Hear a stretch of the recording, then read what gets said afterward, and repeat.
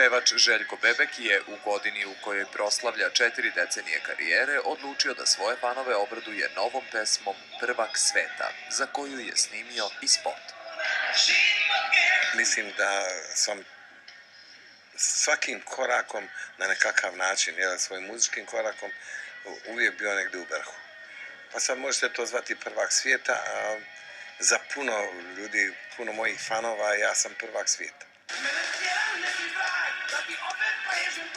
Proslavljeni pevač će ove godine obeležiti još jedan jubilej. U decembru će proslaviti svoj 70. rođendan, a za dobar izgled zahvalan je, kako kaže, ljudima oko sebe. Mene i okružuje dosta mladih.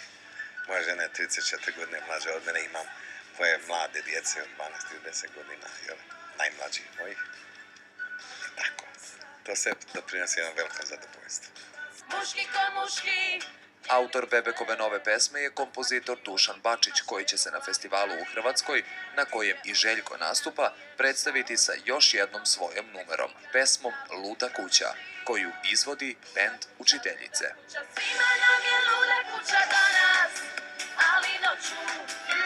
Imam veliku volju za rad sa Učiteljicama.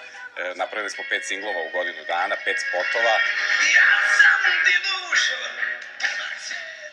Publika će uskoro biti u prilici da pogleda ekranizovanu verziju nove Bebekove pesme.